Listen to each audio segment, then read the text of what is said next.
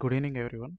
So today we are going to see about estimation of overall heat transfer coefficient for reactors with different MOCs. Whenever I used to perform certain calculations which are related to heat transfer, so I'll be considering certain overall heat transfer coefficients for different MOCs. Like if it's a SS316 MOC, so I'll be taking the overall heat transfer coefficient as around 250 kilocalorie per hour meter square degree centigrade. And if it's MACL, I'll be taking in the range of 150. And for these posts, I was receiving multiple comments asking how to derive this overall heat transfer coefficient. So the process is going to be something extended, but today I'll make certain time to explain you how to calculate these overall heat transfer coefficients for different MOCs. And now coming into this post, so first of all we should understand that the overall heat transfer coefficient is going to be the combination of the internal heat transfer coefficients of the jacket as well as the vessel, and also it is going to be accompanied by the thermal conductivity and thickness of this MOC which is being used in this reactor manufacturing. And also we should consider the fouling factors as well. So considering these things, we are going to define the overall heat transfer coefficient. So uh, the process is going to be something extended, like it is going to take some more time, but try to focus on like what I am going to do now. So for estimating this overall heat transfer coefficient, so we'll be having a formula, that is 1 by u equals to 1 by h naught plus fouling factor of jacket plus fouling factor of vessel plus the ratio of thickness to thermal conductivity of the MOC plus 1 by the internal heat transfer coefficient, that is HI. So this is the basic formula, and the critical thing is going to be calculating this H naught as well as the HI. The remaining things can be like something we can consider like the fouling factors, and coming to this thickness as well as the thermal conductivity of the material, so we can easily get these things from Google, or else you can get it from the GI diagrams. So to calculate this H naught as well as HI, so we should understand two correlations. One is the Chilton-Drew and Jevons benchmark correlation, which is used to estimate the internal heat transfer coefficient for the vessel side, and the next one is the DTS-Boulter equation. So today I am going to calculate this internal heat transfer coefficient depending upon these two correlations. So if you have attended all of your BTech classes, maybe you should have gone through these two correlations.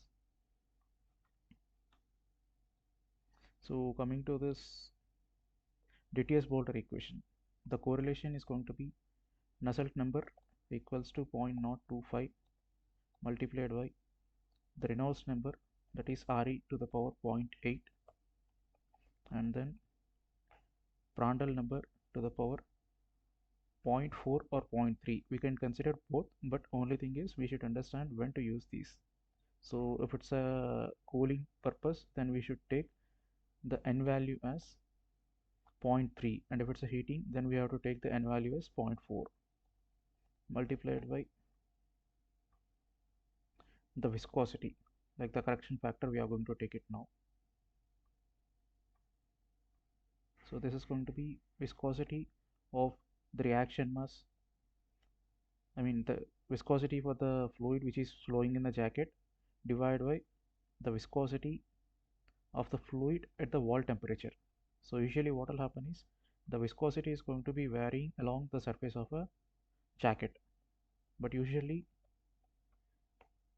you are going to pump the utility using a centrifugal pump. As you are going to pump at high velocities, so automatically what will happen is the viscosity, the viscosity at the center is going to be identical when compared to the viscosity at the wall temperature. So this is going to be 1 actually. And now I am going to rewrite this correlation by mentioning all the formulas. So the Nusselt number usually it's equals to H naught multiplied by dj. So this is refers to the diameter of the jacket multiplied by the thermal conductivity of the jacket fluid, which is equals to 0.025 into the Reynolds number, that is dV rho by mu. So dV, and coming to this rho, this is the density.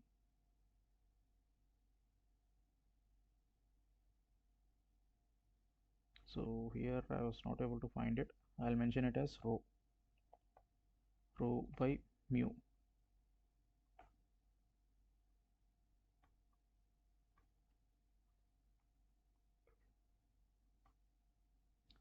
dV rho by mu to the power 0.8, and the Prandtl number formula is Cp mu by K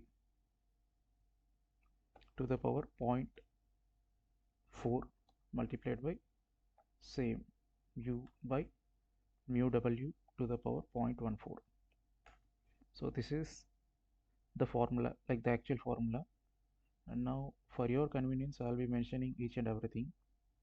So kj, so this kj refers to the thermal conductivity of a jacket fluid.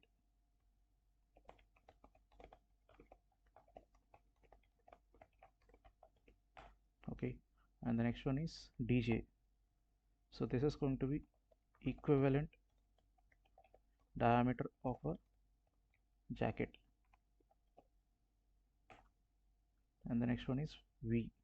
So v refers to the velocity of the liquid in jacket. And the next one is rho. This is density of the liquid in jacket. And the next one is mu. So mu is nothing but the dynamic viscosity of the liquid in jacket. And then the Cp, this is going to be specific heat capacity of the liquid and jacket. And then this is mu w.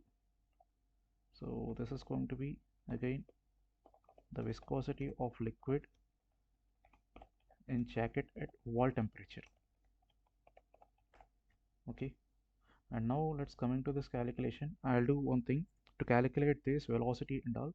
So I'll be taking, or I'll be considering that I'm going to pump the utility using a pump with capacity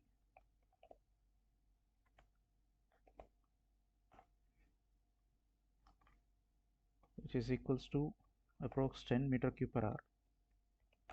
So I'm just considering the pump capacity here, and depending upon the practical scenario you can take your own pump capacities. And the line size, let's say this is approx 3 inch. And now the cross sectional area, equals to pi by 4 d square. So this is 3.141 divided by 4, and coming to this d square I'll be converting this inches into meters.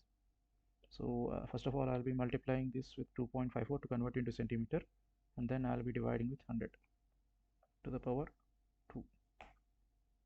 So here I got in meter square. Though it's a cross sectional area and I'm going to circulate in the jacket, so what I can say is, as if I'm going to have a limpet coil, so the limpet coil is going to be only surrounded by this vessel. So what will happen is the coil is going to be half, like I'll be having a half cut of a limpet coil. So I'll be taking the cross sectional area only 50%. So I'll be dividing it with 2, and this is going to be approx 0.00228 meter square. And now coming to velocity, so this is going to be the total pumping capacity. So I'll convert this pump capacity into meter cube per second by dividing with 3600, and again this is going to be divided with this cross sectional area, and now I got in meter per second.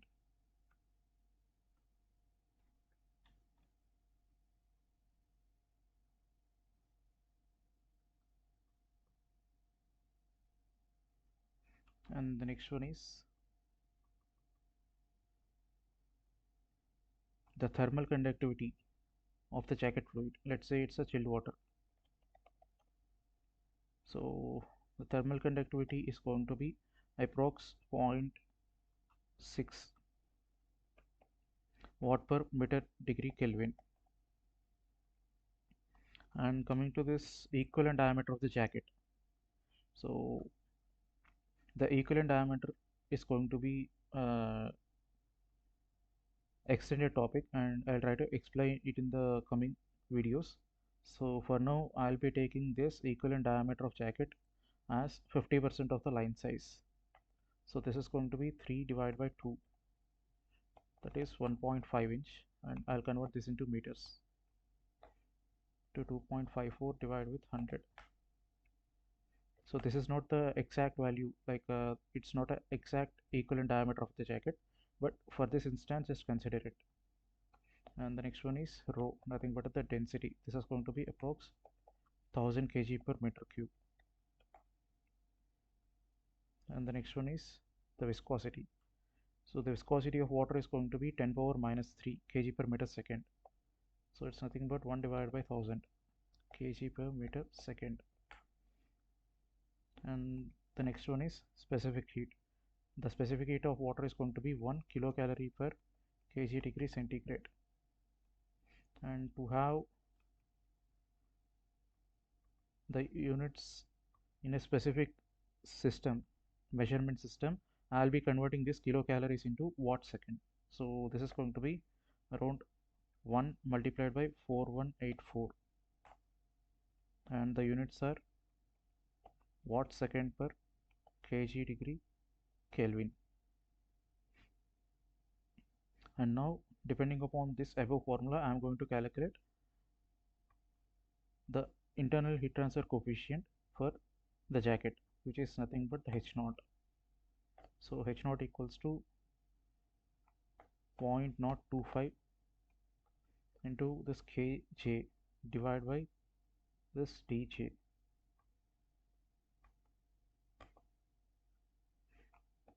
multiplied with again the equivalent diameter of the jacket, and multiplied with the velocity, multiplied with the density, divided with the viscosity to the power 0.8. And again we have to multiply the Prandtl number.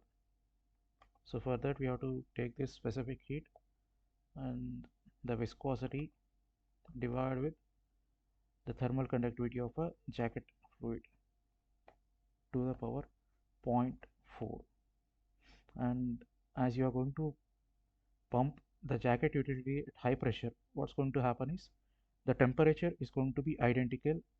So I'll be taking this mu by mu W, the correction factor, as 1 to 1 to the power 0.14. So this is approx 2222.7 watt per meter square degree centigrade. So you got H naught, and now we need to estimate the HI.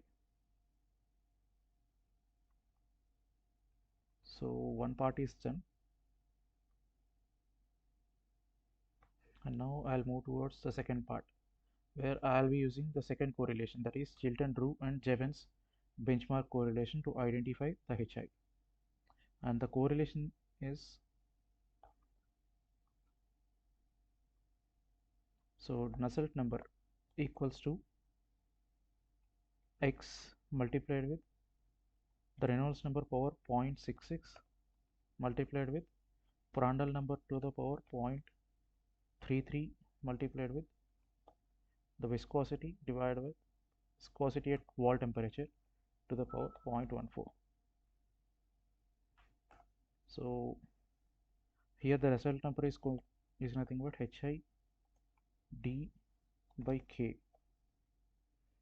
Okay, and here D refers to the diameter of a vessel. So first of all I'll mention the nomenclature here. So capital D, this refers to the diameter of vessel. And coming to this Reynolds number, since you are going to calculate the Reynolds number for a mixing vessel. The formula for Reynolds number, that is Re equals to N d square rho by mu. Okay, so the Prandtl number formula remains same, and in this N refers to the mixing speed in RPS, and the small t refers to the agitator diameter. And then the remaining things will stay constant. And one more thing that we need to understand is, as the mixing vessel is going to have higher diameter, the temperature is going to be non-uniform throughout the vessel, especially whenever you are going to estimate the average temperature of the mass against the viscosity of the material which is present to at the which is present at the wall. So the viscosity is going to vary, and the ratio is almost going to be like twice. Like the viscosity at the wall temperature is going to be slow, it is going to be high when compared to the overall viscosity. So this is going to be approx 0.5 or so. So coming to this, let's try to calculate the things, and before that we need to understand what is exactly this S means. So this S is going to be the coefficient, and it is going to change for different agitators, like it is going to be agitator specific. So let's see about the values of X for different agitators. So if you are going to use a retreat curve impeller, so the S value, like the X value, is going to be approx 0.55. And if you are going to use a paddle, so the X value is going to be approx 0.35. And if you are going to use any type of turbine, so the X value is going to be approx 0.55. And if you are going to use anchor, so it is going to be approx 0.36.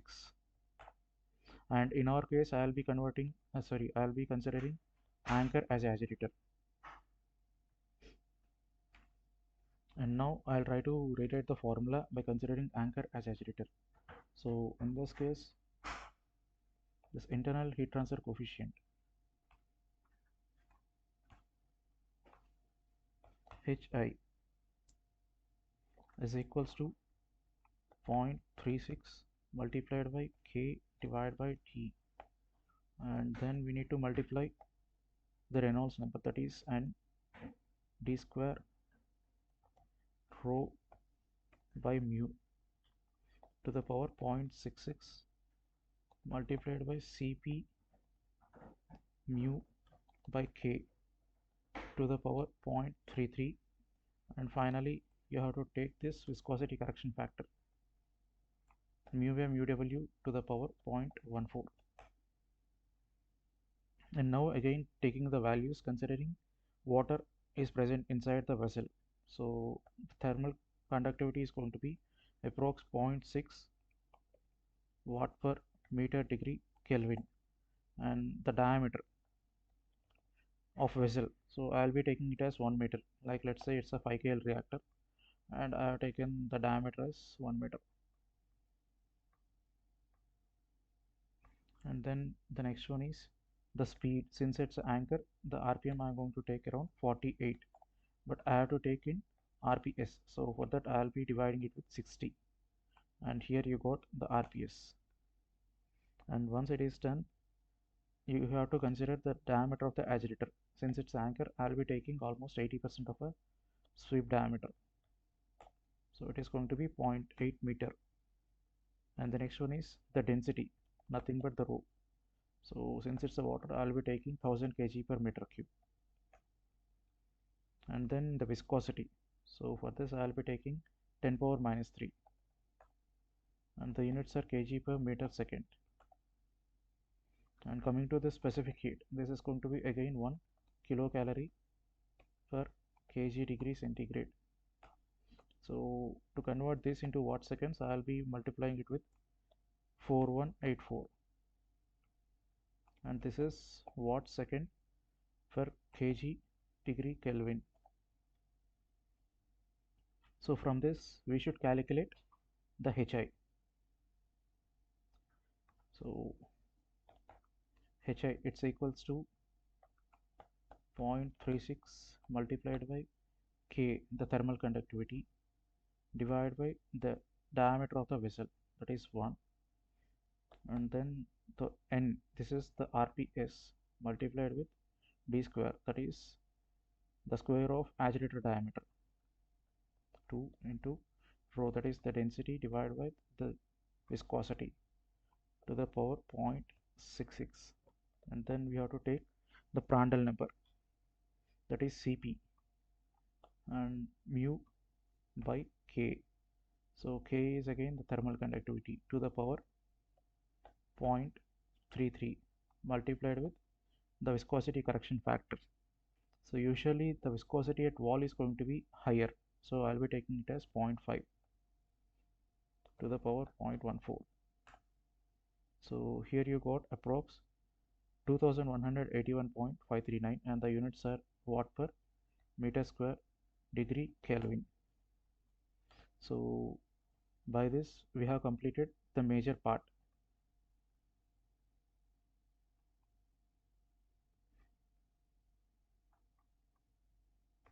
and now we can calculate the overall heat transfer coefficient with the formula, that is 1 by U equals to 1 by H naught plus the fouling factor of vessel plus the fouling factor of jacket plus the ratio of thickness to the thermal conductivity of the MOC plus 1 by Hi. So this is the formula, and out of this we know the H naught and Hi. And now coming to this thermal conductivity of the vessel MOC as well as the thickness. So I'll consider the thickness as 12 mm. So I'll divide it with 1000 to convert into meters. Now I know the thickness, and the next one is I have to take care about the thermal conductivity. I have to collect the data, and let's say the thermal conductivity of SS316 MOC is going to be approx 17 watt per meter Kelvin. Like this is for SS316 MOC, and if it's a MSGL, so it is going to be almost 3 to 4. So I'll take 4 watt per meter degree Kelvin. And if it's a Hastelloy, like especially the C22 grade, it is going to be approx 13 watt per meter Kelvin. And if it's a C276, this is going to be approx 11 watt per meter degree Kelvin. So now you know the thickness as well as the thermal conductivities. You know the H naught, you know the Hi.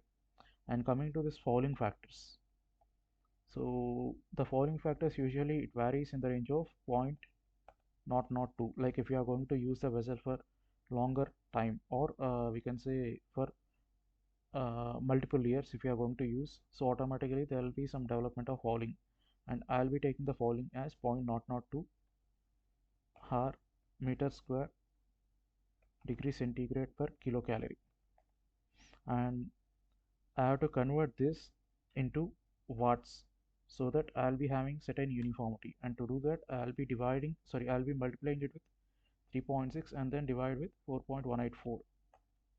So now I'll be getting in meter square degree centigrade per watt. So the same fouling factor I'll be considering for jacket also. Okay, and now we have to calculate this. So 1 by U, this is equals to, first of all, 1 by H naught. So H naught is this plus the fouling factors, and then we got the thickness divided by thermal conductivity. Thickness is 0.012 meter divided by thermal conductivity. So I'll be taking for SS316 initially plus 1 by Hi. So Hi is 2181.539. So here it is, and we got the inverse of the overall heat transfer coefficient. So the overall heat transfer coefficient is going to be 1 divided by this.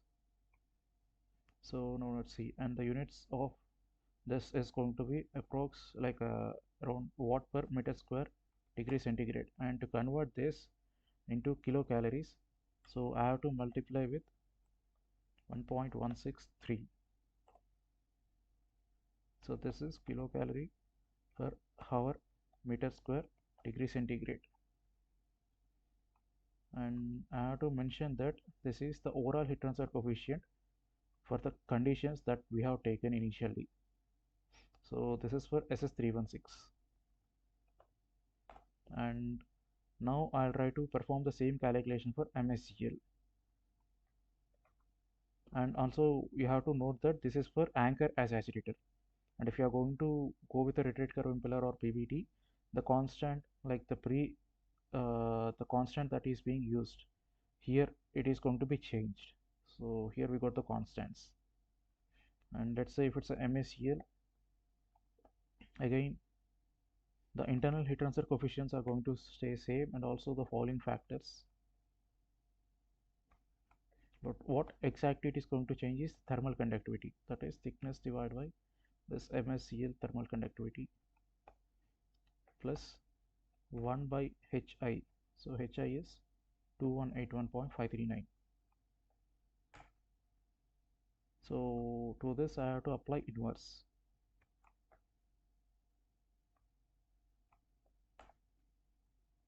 So again it is going to have the units of watt per meter square degree centigrade, and to convert that, what I'll be doing is simply I'll be multiplying it with 1.163.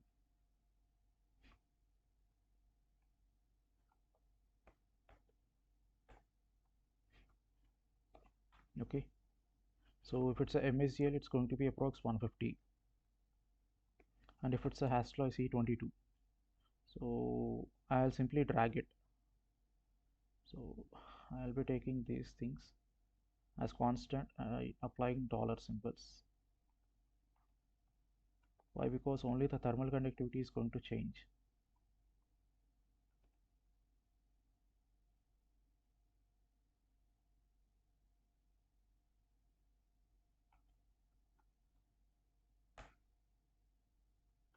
So here I got for 276. The units are also going to stay constant. And now see,